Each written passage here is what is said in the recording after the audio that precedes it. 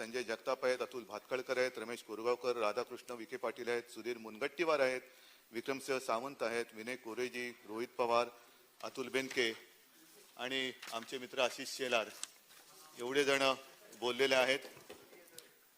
या सर्वांनी अनेक विषय मांडलेत, काही सूचना केल्या आहेत, काही प्रश्न उपस्थित केले आहेत.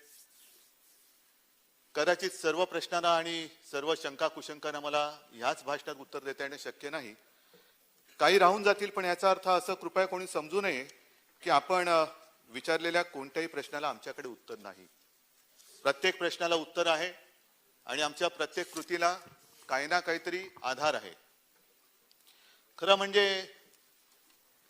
सगळे सदस्य बोलून गेल्यानंतर माझी अपेक्षा अशी होती की निदान मी उत्तर देताना ज्यांनी ज्यांनी काही विचारले ते हजर राहिले असते तर बरं झालं असतं.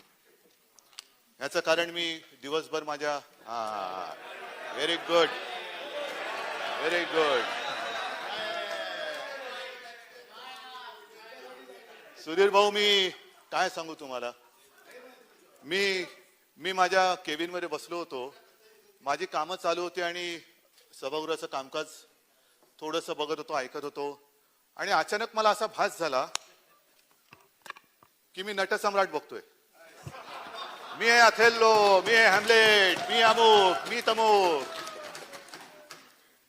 आणि त्याच्यामध्ये शेवट असा मला केविलवाणा वाटला की कोणी किंमत देता का, किंमत कोणी किंमत देता का, किंमत. सुधीर भाऊ, काय तुमचा वेश, काय तुमचा आवेश.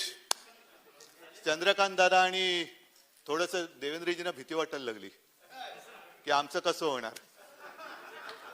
कारण ज्या तडफेने तुम्ही बोलत होतात, छान, अप्रतिम. काय कळेल काय होतं, जसं माझं झालंय तसं तुमचं पण थोडंसं झालंय. कलागुणांना वाव नाही मिळत ह्या क्षेत्रात.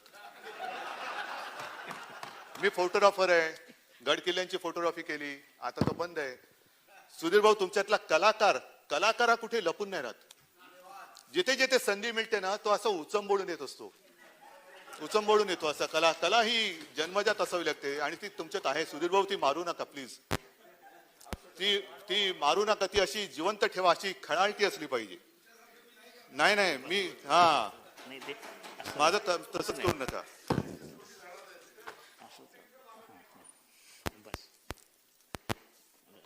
राज्यपाल महोदयांचं भाषण आपण सगळ्यांनी ऐकलं, आम्ही ऐकलं अर्थातच.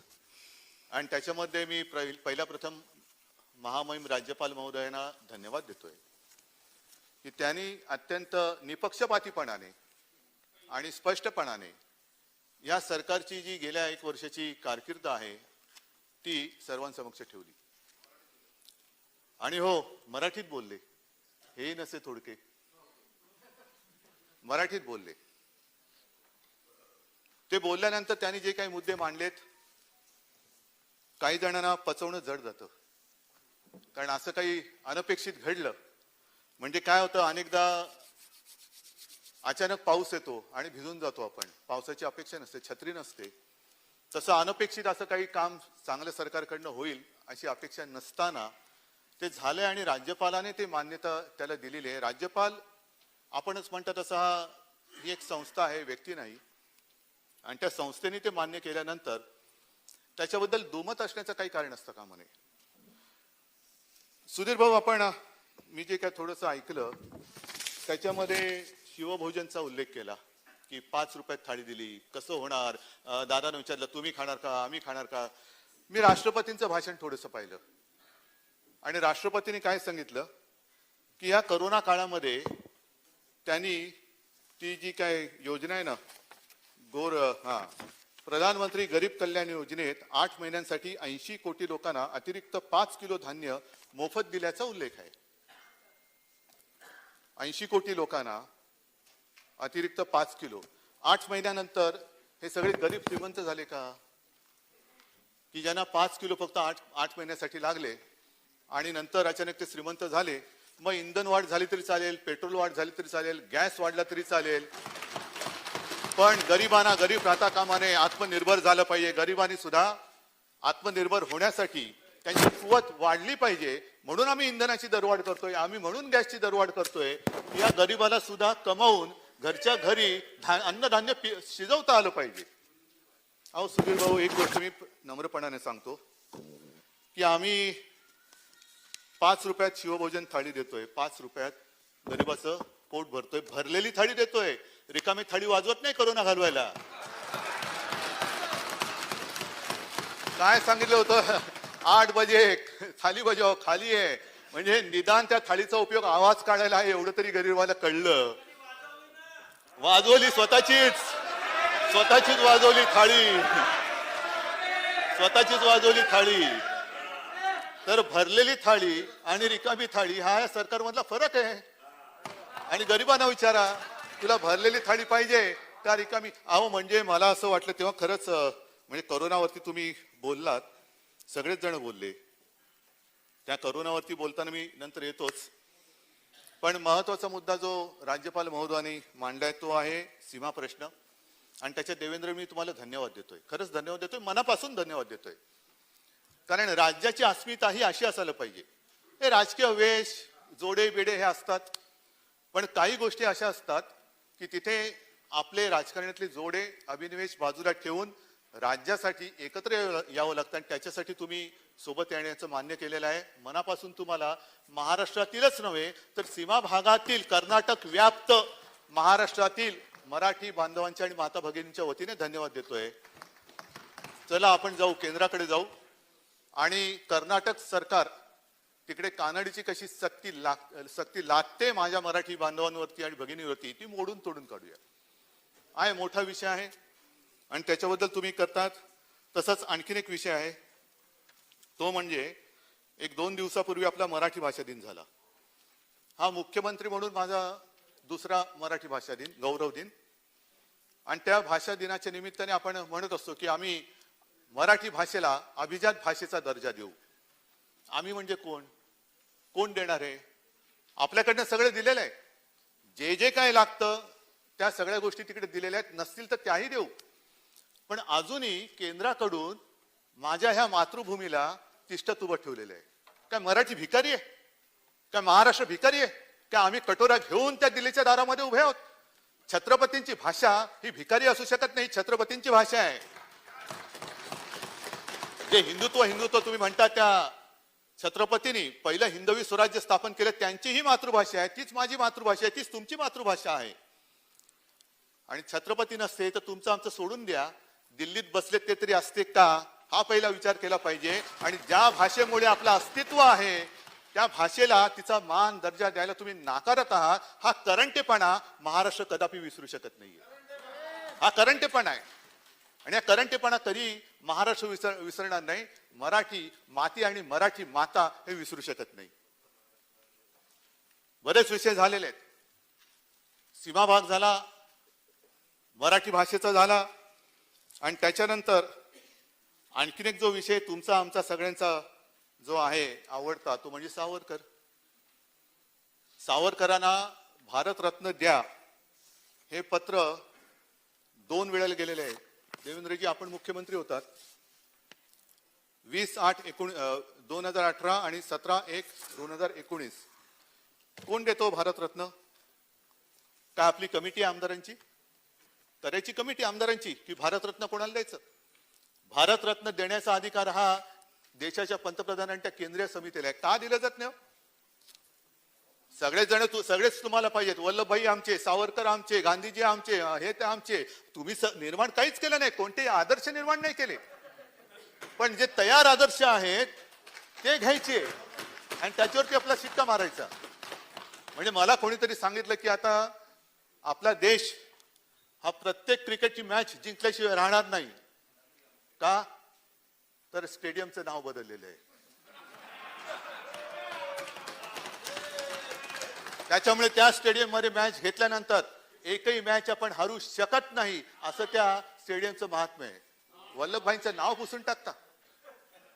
सावरकरांना भारतरत्न देत नाही आणि आम्हाला शिकवतात संभाजीनगर करा. आम्ही करू ना, संभाजीनगर जरूर करू. पण त्याच्या आधी मला ही पण तारीख पाहिजे की याच विधानसभेमध्ये आपण संभाजीनगर विमानतळाचं नामांतर केलेलं आहे. छत्रपती संभाजी महाराज विमानतळ. कोणाच्या दारी ते अडून ठेवले. आमच्या मराठी भाषेला अभिजात भाषेचा दर्जा देत नाही, जी छत्रपतींची भाषा. आणि आमच्या छत्रपती संभाजी महाराजांचं नाव विमानतळाला देत नाही, जो आमच्या छत्रपती शिवाजी महाराजांचा सुपुत्र.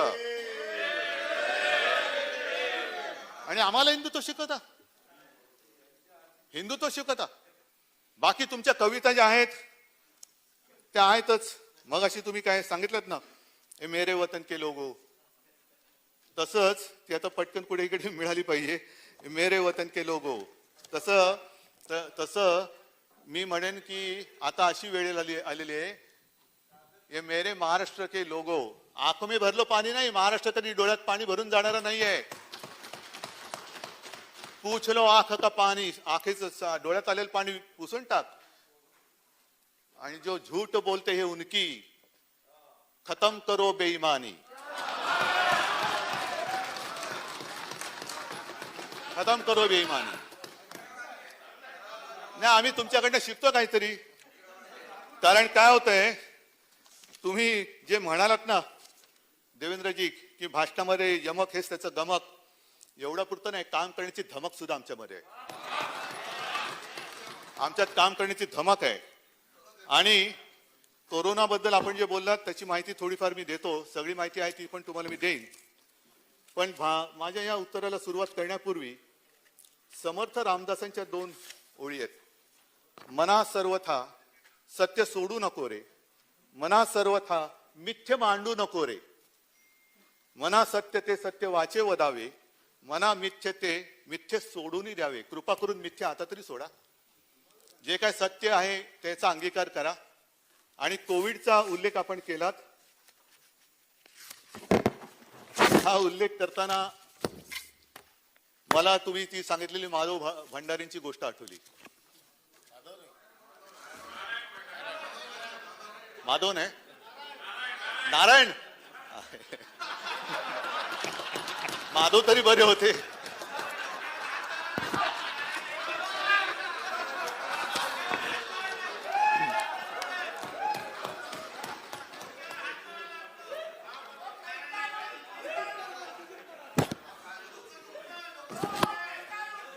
नाही, काय माधव की नारायण?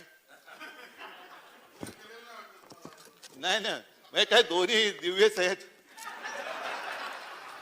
तर त्या नारायण भंडारींची तुम्ही कथा सांगितली, लहानपणीची सांगितली. तर नारायण भंडारी मोठा होणार की नाही? त्याला मोठं करणार की नाही? एवढं मोफत धान्य वगैरे दिलं, तो खाऊन पिऊन शिवभोजन खाऊन मोठा होतो तो. आणि मग काय झालं, तो नारायण भंडारी गाव सोडून जातो.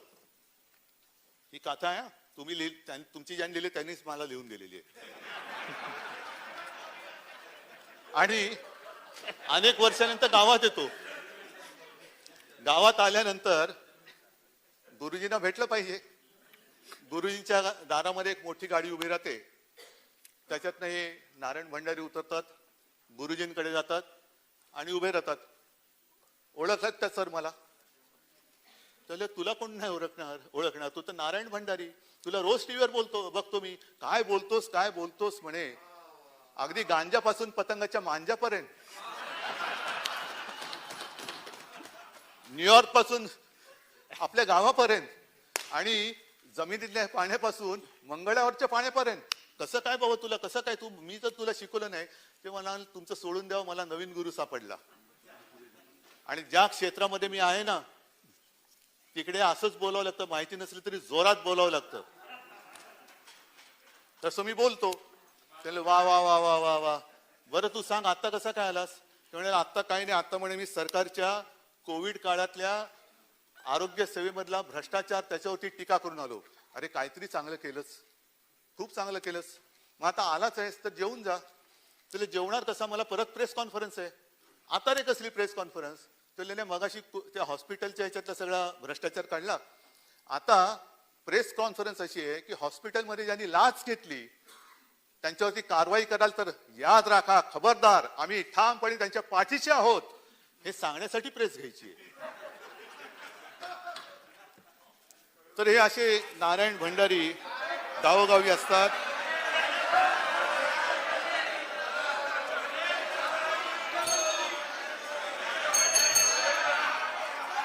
अध्यक्ष महोदय, कोविडच्या काळामध्ये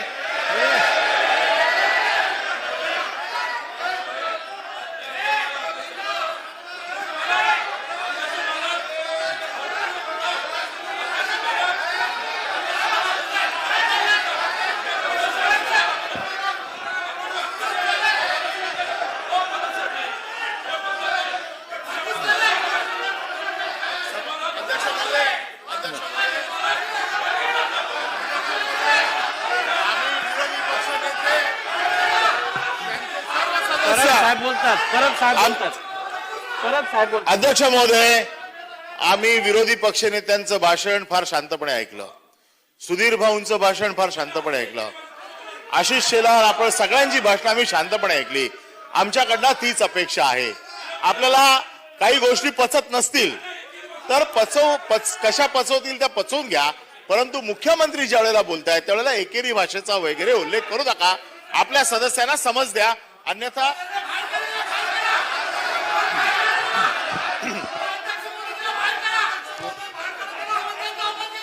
एक मिनिट महोदय, मुख्यमंत्री कुठल्याही पक्षाचे असले तरी ते सन्माननीय पद आहे. त्यामुळे समजा जर माननीय मुख्यमंत्री महोदयांचा एकेरी उल्लेख झाला असेल तर त्याबद्दल मी दिलगिरी व्यक्त करतो. धन्यवाद. आता एवढं सांगितल्यानंतर मला पुढचं भाषण करणं थोडं अवघड झालं, कारण आपण फेसबुक लाईव्हचा उल्लेख केला. मी माझ्या परीने फेसबुक लाईव्हच्या माध्यमातून आपल्या महाराष्ट्रातील जनतेला धीर देण्याचा प्रयत्न केला, काय करावं काय करू नये हे सांगण्याचा प्रयत्न केला. आणि त्याचा परिणाम असा झाला की ज्या काही व्यक्तींनी मला संपर्क केला, जे काही माझ्याकडे संदेश आले, फीडबॅक आला, त्याच्यात महाराष्ट्राची जनता, त्यांच्या परिवारातील एक मला मानायला लागले. हे माझ्या आयुष्यातील मोठी कमाई आहे, ही मोठी कमाई आहे. पण मी नेमकं काय करत होतो?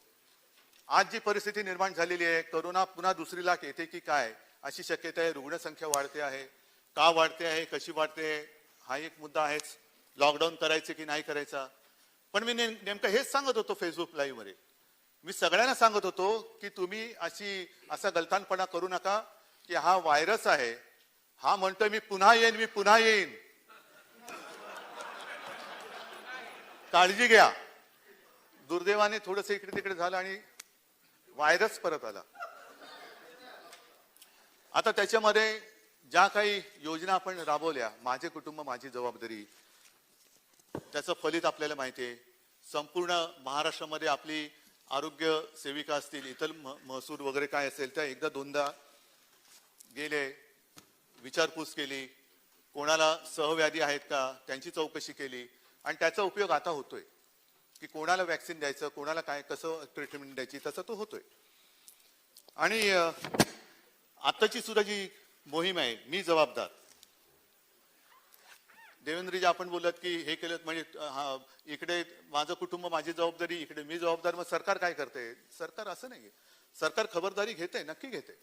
आणि ज्या काही गोष्टी आम्ही त्याची वाढ केलेली आहे, देशामधलं सगळ्यात मोठं जम्बो हॉस्पिटल आहे आपण पहिल्यांदा केलं, त्याच्यामध्ये किती रुग्णसंख्या, किती बरं केलं हे पण आहे. नंतर एक महत्वाचा मुद्दा आधी मी बोलून घेतो की ज्या केंद्रीय आर्थिक पाहणीचा उल्लेख आपण केला, त्या केंद्रीय आर्थिक पाहणी अहवालाचा जो काही एक सगळा गोतावळा असतो, त्याच्यामध्ये कोण असतं, कोण आहे, मी सहज चौकशी केली. त्याच्यात किती तज्ज्ञ आहेत, किती डॉक्टर्स आहेत, किती त्यांना कोरोनाबद्दल माहिती आहे. तर मला माहिती मिळाली ती अशी की ज्यांनी नोटबंदीच्या वेळेला त्याची स्तुती केली होती, ती महनीय व्यक्ती याचे अध्यक्ष आहेत.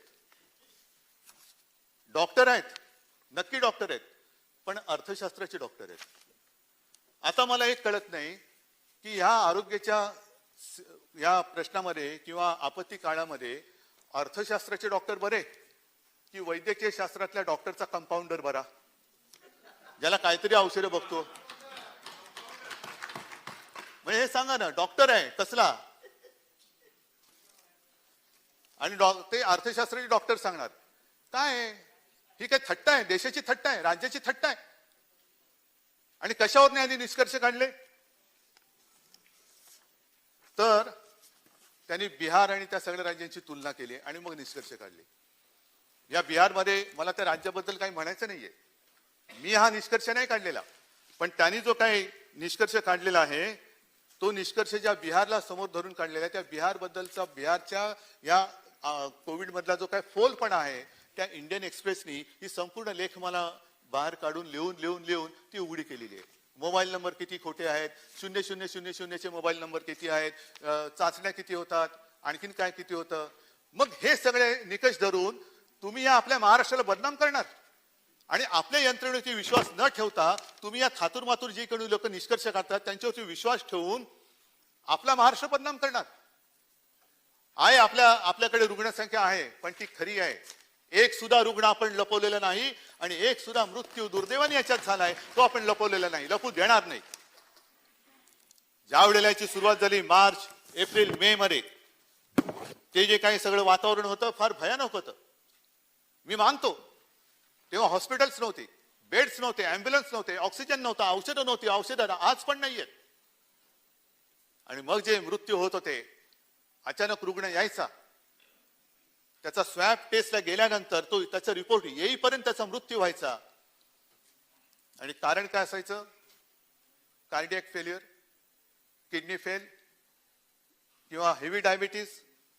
आणि तो मृत्यू झाल्यानंतर मग त्याचा रिपोर्ट यायचा की हा कोविड पॉझिटिव्ह सुद्धा होता. मग काय करायचं? मी सांगितलं अजिबात लपवाछपी करायची नाही.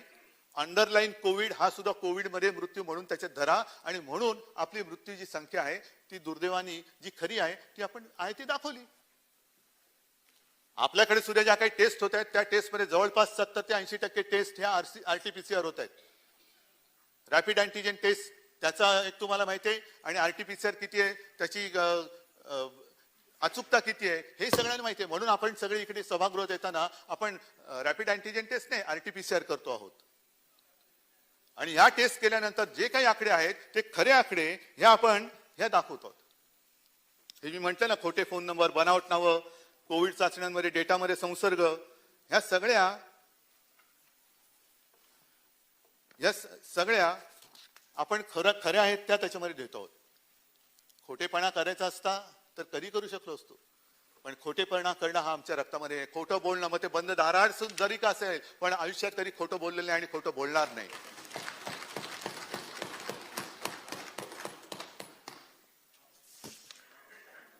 त्याच्यानंतर आजच एक हिंदुस्तान टाइम्स मध्ये, हिंदुस्तान म्हटल्यानंतर त्याच्यावरती तरी विश्वास ठेवा. हिंदुस्तान आहे शब्द, की त्यांनी करोनाला मुंबईत कसे रोखले त्यातले महत्वाचे मुद्दे त्यांनी दिलेले आहेत. मग मुंबईची जीवनवाहिनी उपनगरीय रेल्वे थांबवण्याचा निर्णय आहे. हे एक मी मुद्दामून सांगू इच्छितो की ज्या वेळेला आपल्या पंतप्रधानांनी लॉकडाऊन केला, अचानक लॉकडाऊन केला, मी किमान त्याच्या आधी 8 दिवस सातत्याने तिकडे फोन करत होतो आणि सांगत होतो की तुम्ही एकतर लोकल्स थांबवा, आणखीन परगावी जाणारे जे मजूर आहेत आमचे त्यांना जाण्यासाठी तुम्ही ट्रेन्स द्या, त्याचे पैसे आम्ही देतो. नहीं अभी कैसा करेंगे, अब तो नहीं हो सकता, अब तो ऐसा है, अब तो वैसा है. ठीक आहे. आणि तेव्हाच मी सांगितलं होतं की हे जर का आपण केलं नाही तर कायदा आणि सुव्यवस्थेची गंभीर परिस्थिती निर्माण होऊ शकते. कारण हे जे मजूर आहेत ते मजूर जास्त काळ आता या इकडे थांबतील असं काही शक्यता नाहीये. पण तेव्हा नाही करायला दिलं. आणि जेव्हा लॉकडाऊन केला गेला, जेव्हा वाहतूक थांबवण्याची, रहदारी थांबवण्याची गरज होती, तेव्हा उघडं करून टाकलं. काय हालत झाली होती त्यांची? तांडेच्या तांडे नुसते निघाले होते आपल्या गावाकडे. लाखो लोक निघाल्यानंतर सुद्धा त्यांच्यावरती आपण कुठली जुलूम जबरदस्ती नाही केली. ते जिथे जिथे जातील तिथे तिथे त्यांच्या छावण्या उभारून त्यांना जवळपास 1 महिनाभर दिवसाचं 3 वेळेचं मोफत अन्न आपण दिलं होतं. त्यांच्याकडे डॉक्टर सुद्धा आपण ठेवले होते. काय हे काम आपण केलं नाही? कशाला? काही व्हिडिओ सुद्धा प्रसिद्ध झाले होते की आपल्या राज्यातून परराज्यात गेलेले मजूर जथेच्या जथे होते आणि ते चिडलेले होते. ते सांगत होते यांच्यापेक्षा इकडे आम्हाला कोणी विचारतच नाही. उत्तर प्रदेशमध्ये गेले, बिहारमध्ये गेले आणि तिथले ते सांगत होते की आम्हाला इथे विचारत नाही, याच्यापेक्षा आमच्या महाराष्ट्रामध्ये आमची काळजी जास्त चांगल्या पद्धतीने घेतली गेली होती. हे गोर गरीब बोलतायत सुधीर भाऊ, गोर गरीब बोलतायत, आम्ही नाही. पाठ थोपटून घ्यायला सुद्धा आधी काम करणारी छाती असावी लागते. आणि आमच्याकडे तुम्ही कोविडचा हिशोब विचारताय, जरूर विचारा. पण एक नम्रपणाने सांगू इच्छितो की ज्या वेळेला महाराष्ट्रातल्या जनतेसाठी कोविड मध्ये काही उपाययोजना कराव्या लागतात, सेवा सुविधा देण्यासाठी आपण अर्थसंकलन सुरू केलं, तेव्हा मला थोडीशी लाज वाटते की आपल्या सगळ्यांचा फंड हा महाराष्ट्रासाठी न येता दिल्लीकडे गेला. मुख्यमंत्री मदत निधी, मला नकोय मदत निधी. माझ्यासाठी माझ्या माता पित्यांचे आणि जनता जनार्दनांचे आशीर्वाद, पूर्वजांची पुण्यही माझ्यासाठी आहे. ज्यांनी ज्यांनी दिला त्यांना धन्यवाद आहोत. बरे ठीक आहे, ज्यांनी दिला त्यांच्यासाठी धन्यवाद आहे. पण महत्वाचा मुद्दा पुढे आहे. इथे जसं तुम्ही पोल खोल करता आहात, जी नाहीच आहे, कारण अजून पोलला वेळ आहे, निवडणुकीला वेळ आहे अजून. पण ज्या प्रधानमंत्री तो जो काय फंड आहे, पीएम केअर काय म्हणतात त्याचा हिशोब कोण मांडणार, कोण देणार? त्याचा हिशोब विचारायचा नाही. ते उत्तर द्यायला बांधील नाहीत, कारण ते महनीय व्यक्ती आहे. त्यांच्याकडचा फंड हा तुमच्या चौकशीच्या फेऱ्यात येत नाही. काय वाटेल तितका आपटा तुम्ही, किती वाटेल ते बोंबला, तुम्हाला उत्तर देणार नाही. एकतर प्रश्न विचारण्याची कोणामध्ये हिंमत सुद्धा नाहीये, कारण जर विचारलात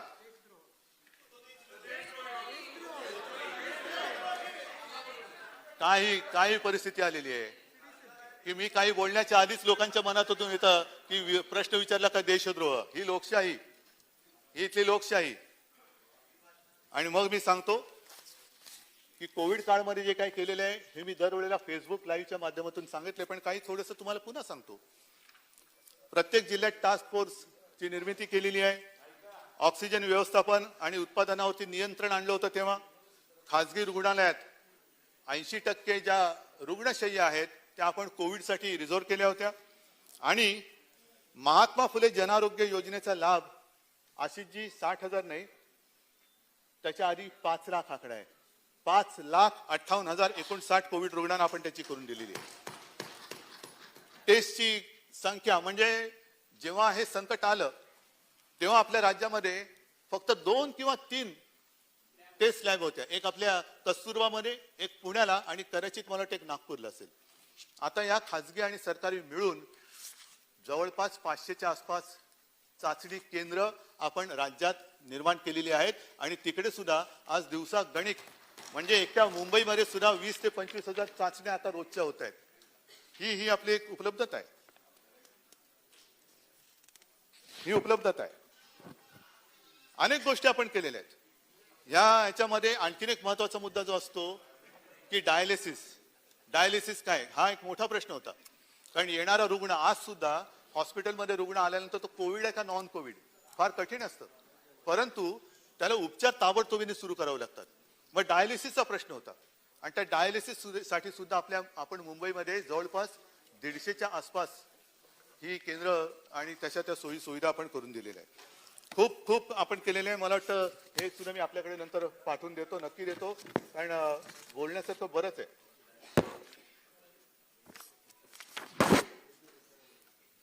ही सगळी माहितीच आहे.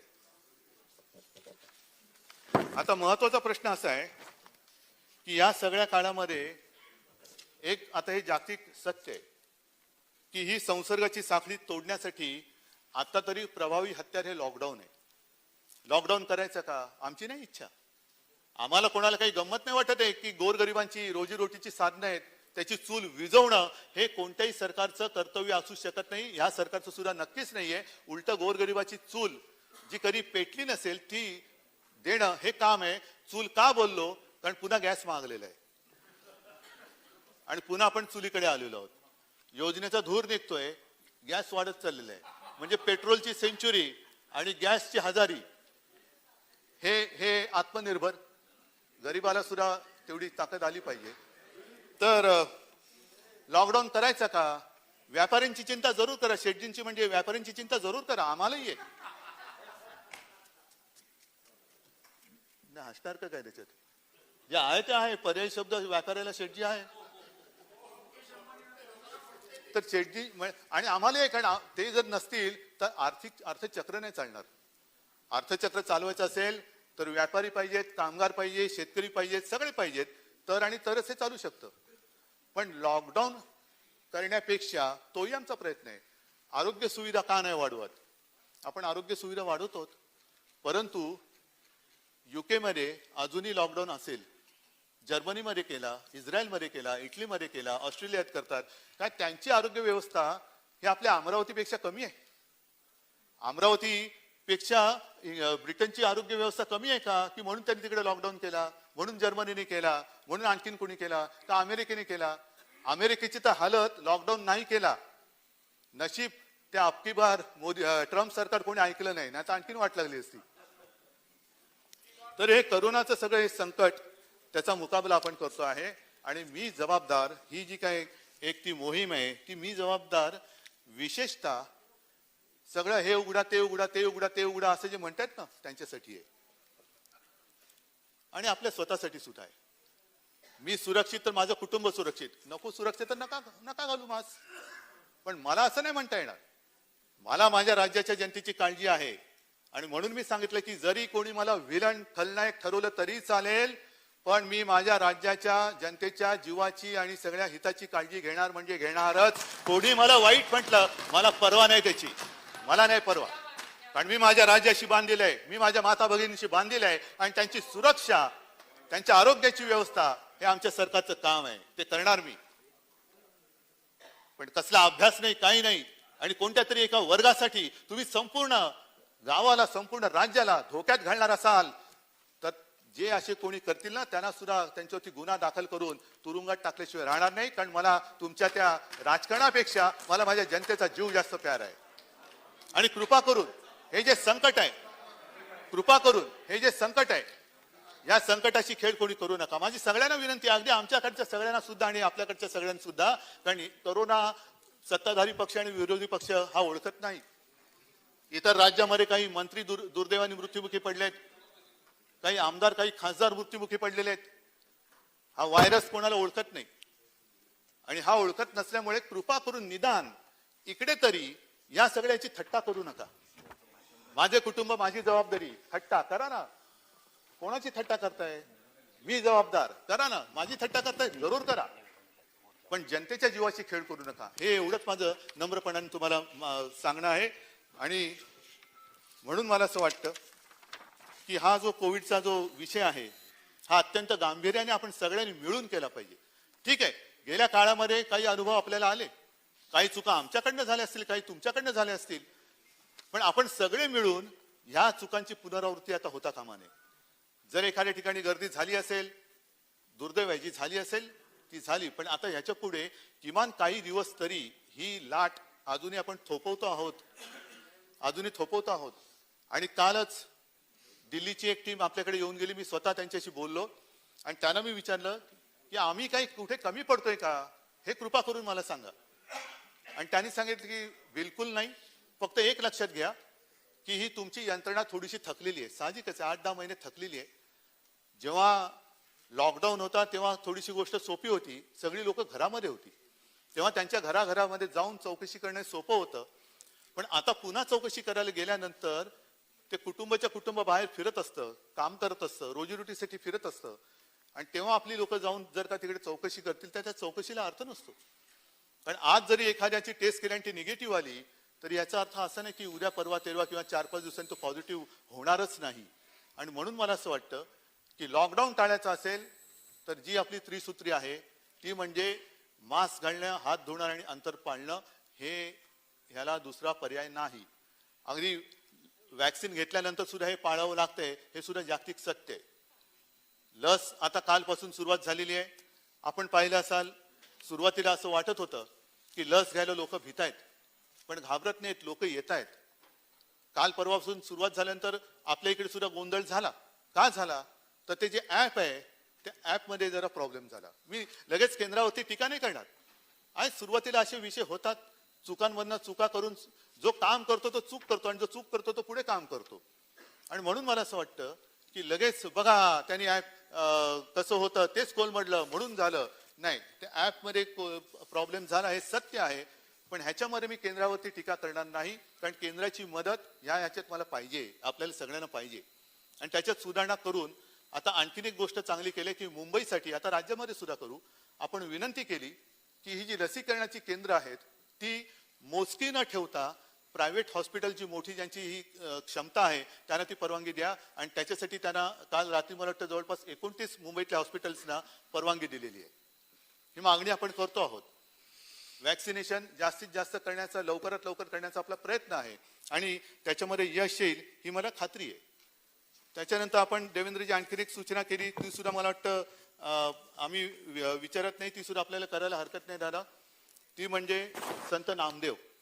जरूर त्यांचं सुद्धा स्मरण झालंच पाहिजे आणि त्यांचं सुद्धा नाव किंबहुना एकदा तर मला असं वाटतं की असं इकडे येऊन बोलण्यापेक्षा आपण एकत्र बसून आपल्या राज्याची जी काही अनमोल रत्न आहेत, मग त्याच्यामध्ये महिला असतील, पुरुष असतील, ही काढू ना आपण.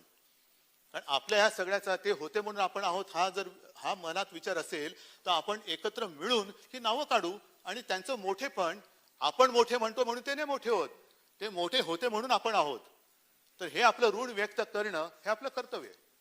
पण संत नामदेवांचा उल्लेख केल्यानंतर आणखीन एक गोष्ट मला नक्की सांगावीशी वाटते की संत नामदेव महाराष्ट्रातील मराठी मातीचा पुत्र, पंजाबात जाऊन त्यांनी काम केलं, शेतकऱ्यांसाठी सुद्धा काम केलं.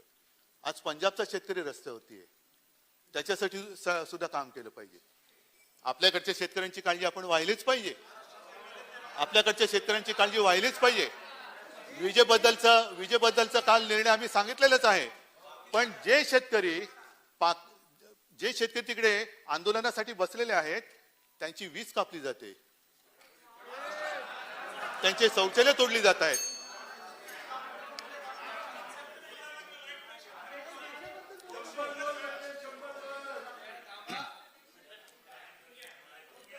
त्यांची वीज तोडली जाते, पाणी तोडलं जाते, टॉयलेट तोडली जात आहेत. एवढंच नाहीये तर त्या आपल्या देशाच्या, या सार्वभौम देशाच्या राजधानीत येऊ नये म्हणून त्यांच्या मार्गामध्ये खिळे टाकले जात आहेत. ज्या तारांचं कुंपण देशाच्या सीमेवर असायला पाहिजे ते तारांचं कुंपण त्यांच्या आणि त्यांच्या हक्काच्या दिल्लीत राजधानीसाठी मध्ये टाकले जात आहे. म्हणजे शेतकऱ्याच्या मार्गात खिळे आणि चीन दिसला तर पळे. शेतकऱ्याच्या मार्गात खिळे आणि चीन दिसला तर पळे. मग तिकडे काहीच नाहीये. मग ही जी काय सगळी बंदोबस्त आहे ना, हे तिकडे जर का केला असता तर चीन जो काय आत घुसतोय तो घुसला नसता.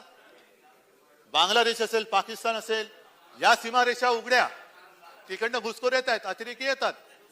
पण शेतकरी त्याच्या राजधानीत येता कामा नये म्हणून तुम्ही त्यांच्या मार्गात खिळे टाकताय. काय शेतकरी अतिरेकी आहे? काय शेतकरी गुन्हेगार आहे? काय शेतकरी देशद्रोही आहे? असं समजू नका की देश ही तुमची खाजगी मालमत्ता नाहीये. देश ही या शेतकऱ्यांची सुद्धा मालमत्ता आहे. कदाचित, नाही ऐका पुढचं, कदाचित शिवसेना तर स्वातंत्र्य लढ्यात नव्हती, पण तुमची सुद्धा मातृसंस्था आहे, ती सुद्धा स्वातंत्र्य लढ्यामध्ये कधी नव्हती. म्हणून नुसतं भारत माता की जय बोललो तर देशप्रेम सिद्ध होत नाही. सत्ता मिळाल्यानंतर देशातील नागरिकांना आणि देशातील जनतेला जर न्याय देत नसाल, शेतकऱ्यांना जर तुम्ही अशा रस्त्यावरती ताटकळत ठेवत असाल तर भारत माता की जय बोलण्याचा अधिकार तुम्हाला नाही आहे. महाराष्ट्रातील शेतकऱ्यांचा आमच्यावरती विश्वास आहे आणि म्हणून सांगतो की देश म्हणजे तुमची खाजगी मालमत्ता नाही आणि महाराष्ट्र तर तुमचे नक्कीच नाहीये.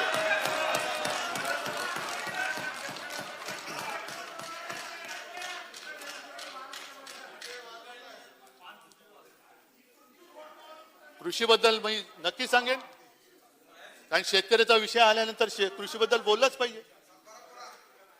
विकेल ते पिकेल, पिकेल ते विकेल नाही, जे विकेल ते पिकेल म्हणजे ज्याला बाजारपेठ आहे. माझा थोडासा वेगळा दृष्टिकोन आहे, सरकारचा दृष्टिकोन थोडा वेगळा आहे. पुढच्या वर्षी कोणतं पीक, कोणत्या पिकाला आणि काय पिकाचा कोणत्या दर्जाला ही मागणी असणार आहे त्याचा एक मार्केट सर्व्हे करून शेतकऱ्यांना सांगायचं की तुला आम्ही सगळे देतो, बियाणे देतो, पण ते ह्या दर्जाचं बियाणे असेल की या दर्जाचं तुझं धान असेल, या दर्जाचं सोयाबीन असेल, या दर्जाची तूर असेल, जे काय असेल ते असेल, पण त्याला मार्केट असेल. म्हणजे त्याला नुसती हमी भाव नाही, हमखास भाव हा मिळाला पाहिजे, हे आमच्या सरकारचं धोरण आहे आणि त्याची सुरुवात करतोय. एका वर्षामध्ये काही जसं गेले 6 वर्ष शेतकरी वाट बघतोय आमदनी दुगणी हो जाएगी, झालंच नाही, होतच नाहीये. गॅस दुप्पट झाला, इंधन दुप्पट झालं ना, ते म्हणून तर सायकलवर आले. नशीब सायकलीचे दर नाही वाढवले, नाहीतर सायकलीत हवा भरण्याचे सुद्धा दर वाढवून ठेवा.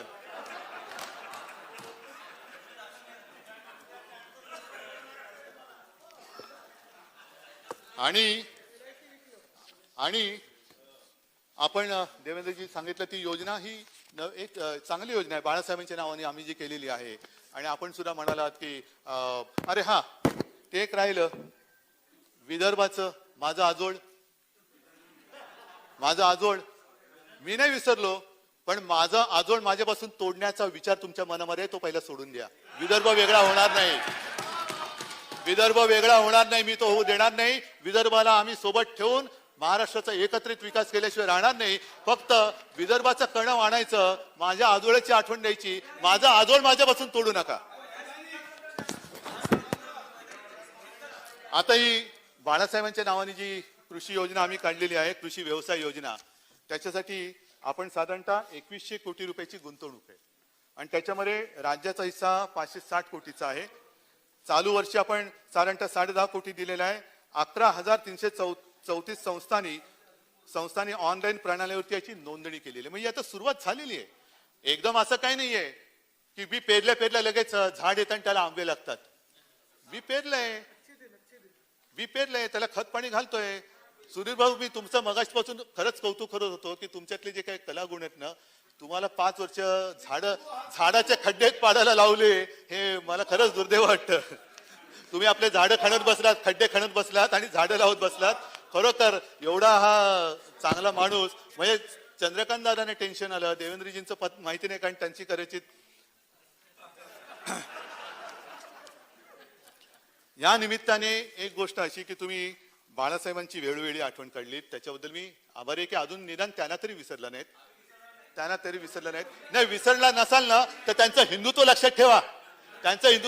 ते शेंडी जानवेचं हिंदुत्व नव्हतं. अरे काय सांगताय. एक सांगतो तुम्हाला, बाळासाहेब ज्या आक्रमकतेने उभे राहायचे ना, ती आक्रमकता बाबरी पाडल्यानंतर माझं हे नाही, देवेंद्रजी म्हणाले की येरागबाळेचं काम नव्हे, तेव्हा येरेगबाळे पडून गेले होते, बाळासाहेब एकटे उभे राहिले होते.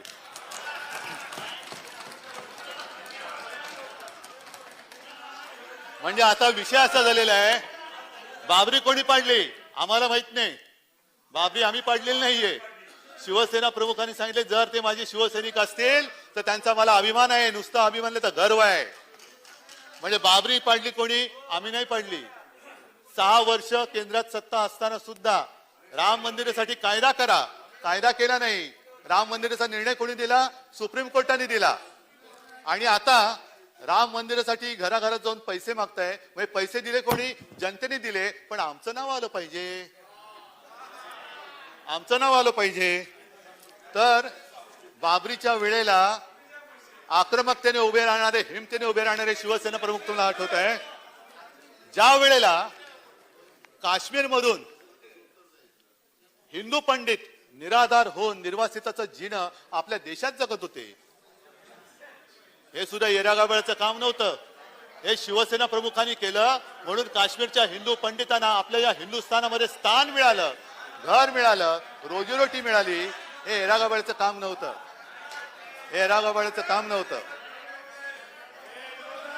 कोणतीच सत्ता बाळासाहेबांकडे नव्हती. पण आमचं हिंदुत्व तुम्ही जागवत असताना तुम्ही फुटीरतावाद्यांबरोबर काश्मीरमध्ये सत्ता स्थापली. कुठे गेलो होतं तुम्हाला तुमचं हिंदुत्व?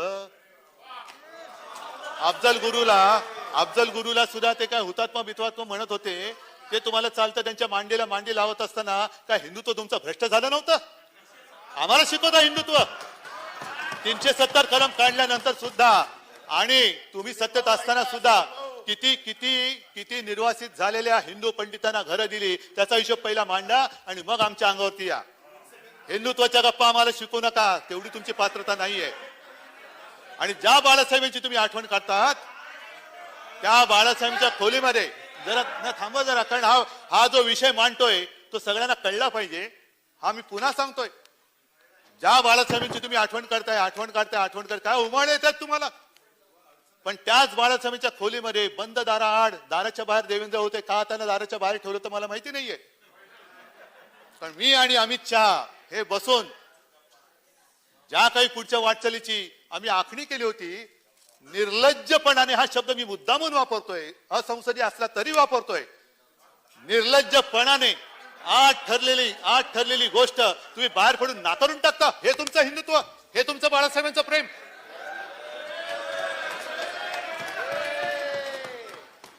ज्या खोलीला आम्ही खोली नाही मानत, ती खोली ही आमच्यासाठी मंदिर आहे. आणि निदान मला असं वाटलं होतं, कारण पहिले तुम्ही आम्हाला फसवलं होतच. 2014 साली युती तुम्ही तोडली होती. तेव्हाही आम्ही हिंदू होतो, आजही हिंदू आहोत आणि उद्याही हिंदू आहोत. हिंदू म्हणूनच मी मरणार आहे. तुमची कोणाशी युती कराल कल्पना नाही मला. हो, ते पण बघतो. अहो, शर्जील उस्मानी उत्तर प्रदेश मध्ये घाण आहे, ती आमच्याकडची नाहीये. आणि आणि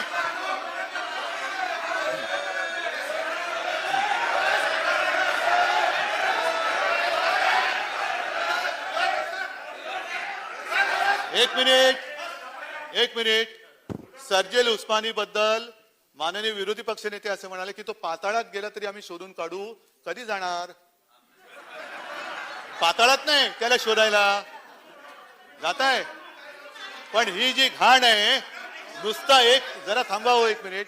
उत्तर प्रदेश मध्ये नुसतं राम मंदिर बांधून नाही चालणार. पाया जर का असा ठिसूळ असेल ना, आणि तिकडे देशद्रोही पिलावळाशी जन्म घेत असेल आणि तिचं पालन पोषण उत्तर प्रदेशमध्ये होत असेल, तर उगाच तुम्ही आमच्या अंगावरती येऊ नका. शर्जील उस्मानीला अटक केल्याशिवाय आम्ही राहणार नाही, हा आमचा निर्धार आहे. आणि त्याच्यासाठी उत्तर प्रदेशने आम्हाला मदत करावी. हे पाया ठिसूळ आणि राम मंदिर बांधताय, काय अर्थ नाही त्याला.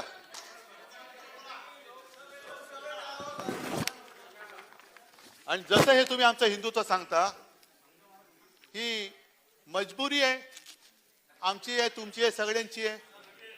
सांगतो, संघमुक्त भारत करणाऱ्या नितीश कुमारना डोक्यावरती घेऊन गणपती बाप्पा करावं लागतंय तुम्हाला. काय आहे तुमचं दुर्दैव? संघमुक्त भारत, आणि त्याला ये रे बाळा, ये रे माझ्या मार आहे, काय मला कळत नाही. रामविलास पासवानना मांडीवरती घ्यावं लागलं असं. छे, काय तुमची हिंदुत्व आणि काय तुमची नीती आणि काय तुमची, काय देव जाणे. जाऊ द्या.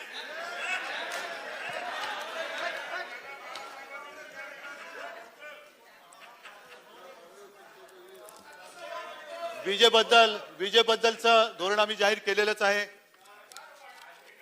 त्याच्यानंतर शेतकऱ्यांना दिवसा वीज देण्यासाठी सुद्धा आम्ही सौर पंप, कृषी पंप ही योजना मोठ्या प्रमाणावरती राबवणार आहोत. मोठ्या प्रमाणावरती. आणि ही वीज आहे ना, विजेबद्दल सुद्धा बोलण्यासारखं खूप आहे. केवळ राज्यापुरतंच नाही, केंद्राचं पण आहे. त्याच्यामुळे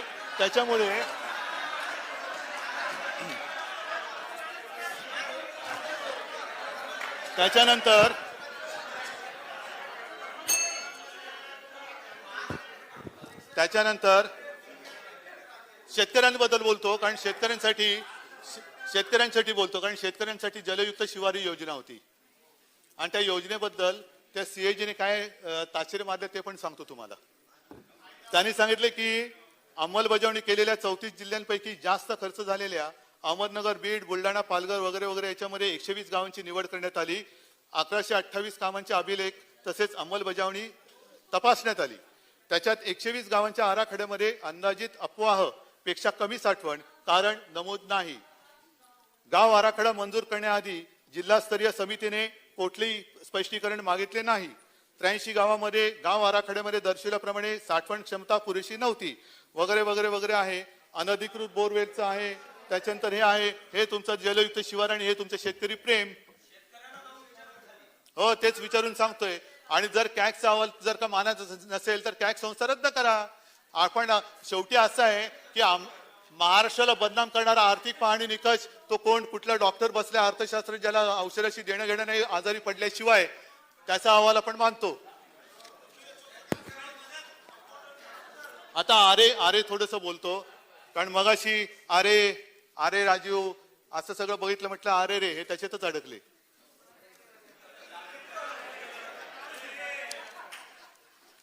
आता आरे बद्दल असं आहे की आरे किंबहुना मेट्रो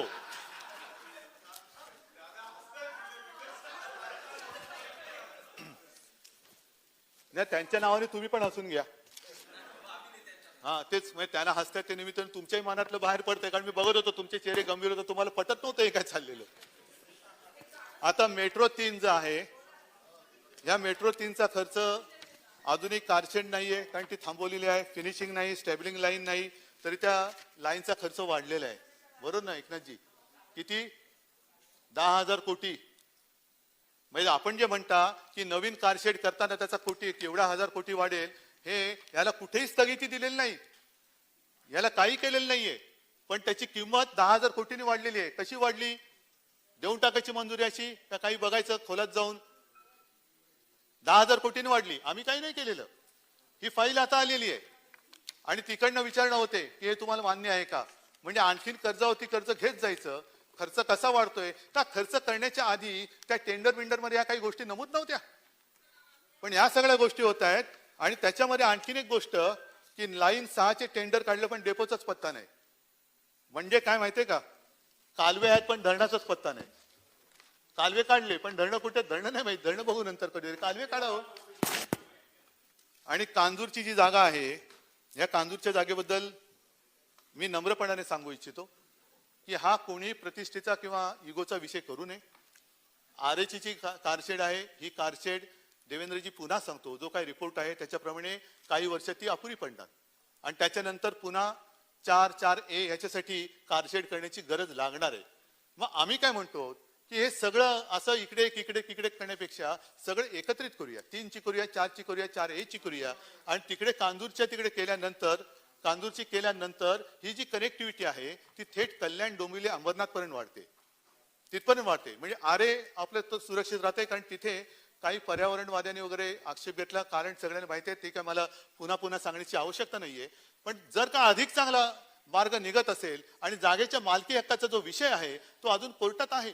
ही जागा केंद्र म्हणते त्यांची, आपण म्हणतो आपली आहे, मरेच एक कोणतरी म्हणते तो त्याच्यावरती लीजवरती होते, ती आहे. पण याचा अर्थ असा नाही की तिकडे काही होऊ शकत नाहीये. तिकडे होणार, नक्की होणार. आणि त्याच्यासाठी सुद्धा जसं सीमा प्रश्नासाठी तुम्ही एकत्र येतात, मराठी भाषेसाठी आहात, तसं याच्यासाठी येऊन करू ना. काहीतरी आपण राज्याला देऊ, काहीतरी या मुंबईला देऊ. पर्यायी जी जागा आहे ती पहाडी गोरेगाव, तिकडे ती खाजगी जागा आहे. ही जी जागा आहे ती सरकारची जागा आहे. केंद्र म्हणते त्यांची, आम्ही म्हणतो आमची.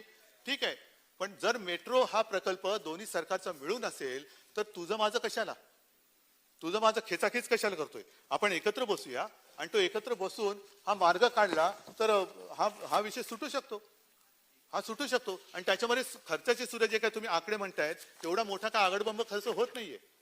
आणि जो काय खर्च होत आहे, पण सुविधा ही पुढच्या 50-100 वर्षासाठी कित्येक पटीत लोकसंख्या जी त्याच्यात कव्हर करतोय आपण, थेट अंबरनाथ, बदलापूर पर्यंत आणि तिथून मग आपल्या कुलाबाई पर्यंतची जी काही कनेक्टिव्हिटी आहे ती मिळते.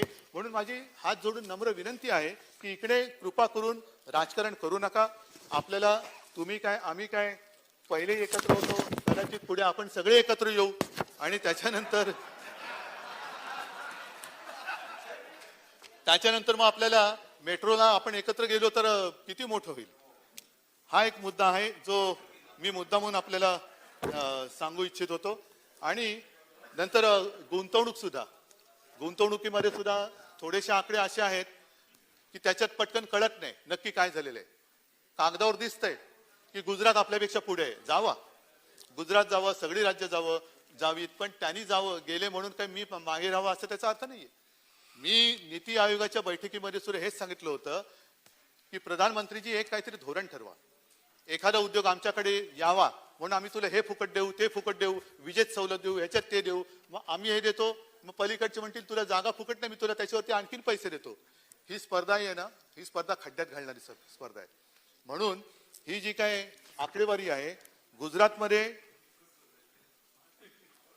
जुलै 2020 ते सप्टेंबर 2020 या काळात 1,16,511 कोटी रुपयांची गुंतवणूक झाल्याचे दिसतं, नक्की दिसतं, झाले. पण प्रत्यक्षात काय आहे, प्रत्यक्षामध्ये काही कंपन्यांचे शेअर त्यांनी घेतलेले आहेत. ही थेट गुंतवणूक नाहीये, शेअरची गुंतवणूक आहे. आपल्याकडे थेट गुंतवणूक झालेली आहे. जे काही सामंजस्य करार झालेले आहेत ते करार हे थेट झालेले आहेत आणि त्यांची गुंतवणूक ही थेट आपल्या राज्यामध्ये आलेली आहे. ही अशी म्हणजे आभासी गुंतवणूक नाहीये, ही प्रत्यक्ष गुंतवणूक आहे. आणि या बाबतीत तरी निदान जे आहे ते आपण मान्य करायला काय हरकत आहे.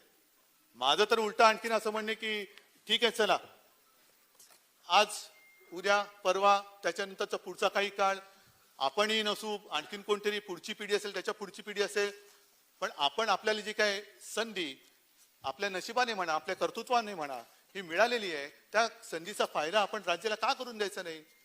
वाभाडे काढा ना, जिथे आम्ही चुकतो जरूर वाभाडे काढा, पण ते वाभाडे काढताना महाराष्ट्राची बदनामी करू नका. महाराष्ट्राची जर का बदनामी कराल तर मग हे पाप आपण कुठे फेडू शकणार नाही. महाराष्ट्राची पुढची पिढी जी आहे ती आपल्याला आपलं कौतुक करेल का आपल्याला शिव्याशाप देईल? आणि म्हणून मला असं वाटतं आपल्याला काय असेल ते आपण बसून एकत्र ठरवू शकतो. तुमच्याकडनं जर का कोणी आणखीन उद्योजक येत असतील, कारण तुम्ही काल सत्तेमध्ये होतात, उपरवाले आपके साथ आहे, मग त्यांची मदत घेऊन जर का काही गुंतवणूक आपल्याकडे येत असेल तर तेही करायला काही हरकत नाही. आणि म्हणून मला असं वाटतं ह्या सगळ्या गोष्टीचा आपण विचार केल्यानंतर आपण मी बाकीच्या मुद्द्यात काही जात नाहीये की केंद्राकडनं किती मदत मिळाली. आपण जे सुधीर भाऊ सांगितलं ही आकडेवारी तुमच्याकडे एक आहे, माझ्याकडे एक आहे, जी काय आहे ती आहे. प्रत्यक्षात आहे ना, माझ्याकडे पण आहे. अहो पिशव्या मी बाहेर ठेवल्यात, पण माल मसाला आत आणलाय. हो ठेवतो ना, माझ्यावरती आहेच. म्हणून तुम्ही मला खोटं बोललं तरी माझ्यावरती विश्वास आहे. येस, तर येस, आभारी आहोत. आणि म्हणून मला असं वाटतं की जसं मी मगाशी आपण शिवभोजनचा उल्लेख केल्यानंतर ही काय आपली पाठ थोपटून घेण्याची योजना आहे का? पाठ नाही थोपटून घ्यायची, पण निदान त्याचं पोट भरण्याची तरी योजना आहे ना. त्यांना हे तर आपण योजना आहे आणि ते देऊ ना, ठीक आहे ना. या काही गोष्टी तुम्ही चांगल्या सूचना जरूर द्या. सगळ्या त्यांना कोणालाही आपण चांगलं जे असेल दर्जाप्रमाणे सगळीकडे देऊ. मात्र काय होतं की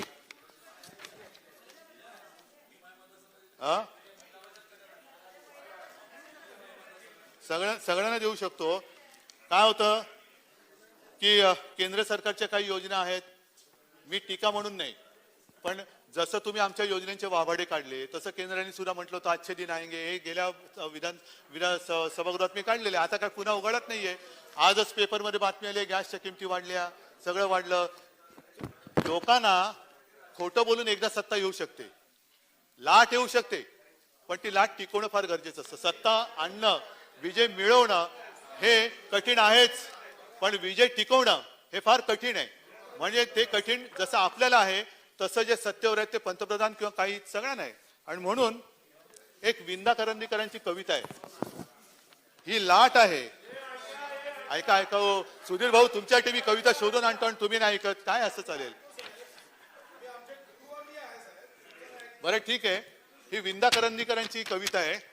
ही लाट आहे तोवरी खुशाल तू गाजून घे, गाजण्याला अर्थ कितीचा ते जरा समजून घे.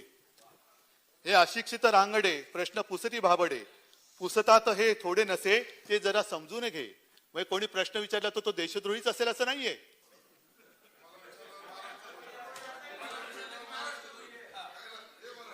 कोणी तुम्हाला प्रश्न विचारला म्हणजे तो देशद्रोही असं नाहीये. ते हे अशिक्षित रांगडे आहेत विचारणार. कारण का ते विचारतात तर शतकानुशतके झाली पिळवणूक ज्यांची या इथे, सुटल्यास त्यांची सभ्यता ते जरा समजून घे.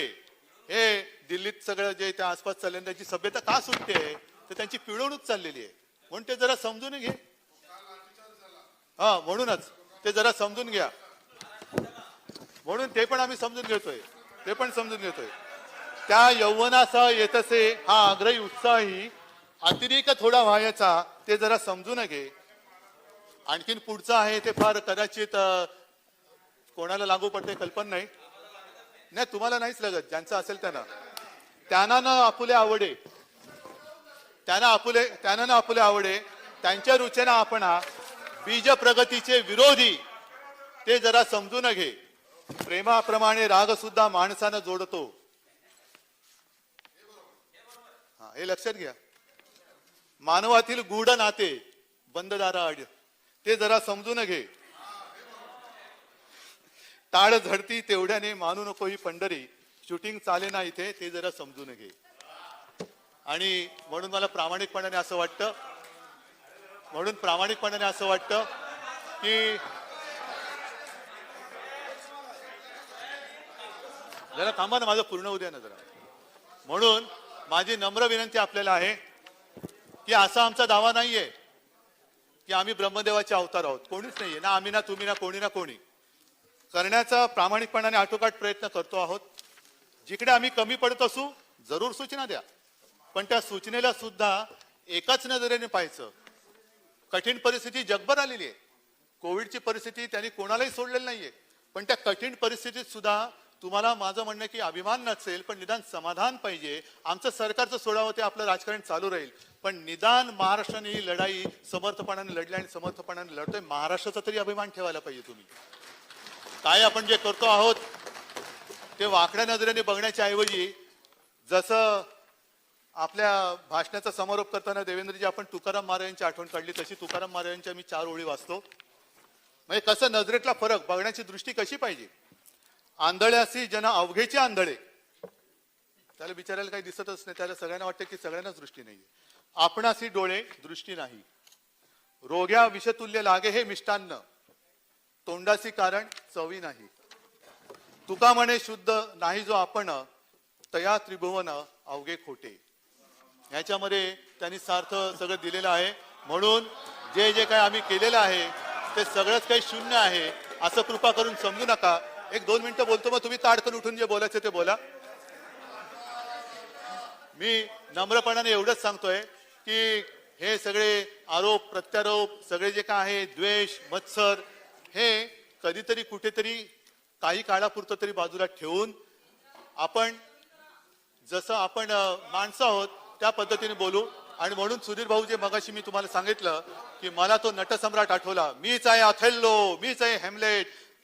आपण शांतपणाने बोलू, शांतपणाने ऐकू आणि महाराष्ट्राला समृद्ध करू. जय हिंद, जय महाराष्ट्र. ताज्या घडामोडी व बातम्या यासाठी चावडीन्यूज.com या चॅनलला जरूर सबस्क्राईब करा. सबस्क्राईब करण्यासाठी व्हिडिओ खालील सबस्क्राईब बटनवरती क्लिक करा व बेल आयकॉनला क्लिक करण्यास विसरू नका.